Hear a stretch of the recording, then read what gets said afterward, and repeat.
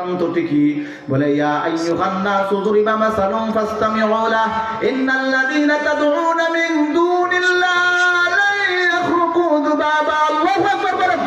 ও বান্দারা, আমার হিন্দু ভাইরা, কোরআন হাকিমের ভিতরে আল্লাহ তাআলা বলেন, নিশ্চয়ই যারা আমি আল্লাহ তাআলা ছাড়া অন্য কোন দেব দেবীর পূজা করে, অন্য কোন দেব দেবীদেরকে আপনার ভগবান এলা হিসেবে সাব্যস্ত করে তাদের নিজেদের জন্য, তারা কতটা দুর্বল দেখেন।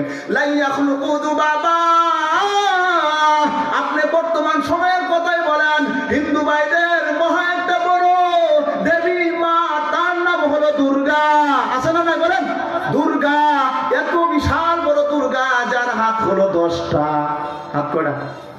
ভগবানের হাত। আমি কোন ধর্মকে নিন্দা করছি না, জাস্ট আপনাদেরকে বোঝানোর জন্য, সত্য কথাগুলো পৌঁছে দেওয়ার জন্য। দুর্গার হাত কয়টা? 10টা। এগুলোরও প্রেক্ষাপট, ইতিহাস আছে। তো 10টা হোক, তারপরেও তারা যদি কেউ প্রতিহত করতে চায়, কোনো খাবার দিয়ে আসে, সে খাইতে পারবে?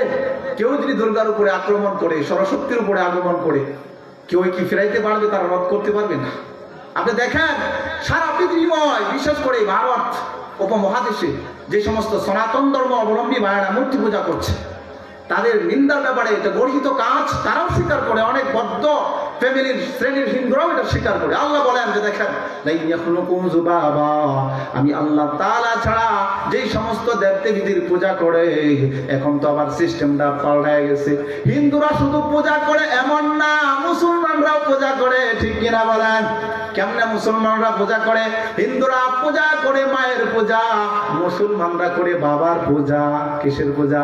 হিন্দুরা করে মা সরস্বতী, মা দুর্গা, মা কালী, আর মুসলমানরা করে বাবার পূজা। দয়াল বাবা, লেংটা বাবা, শামসুর বাবা, তালা বাবা, জোট্টা বাবা, বস্তা বাবা, গাঞ্জা বাবা, ইয়া বাবা। জোরে কোন কথা ঠিক কিনা? মুসলমান ইমানদার আল্লাহর গোলাম, হিন্দু ভাইরা শুধু পূজা করে এমন না, সাথে সাথে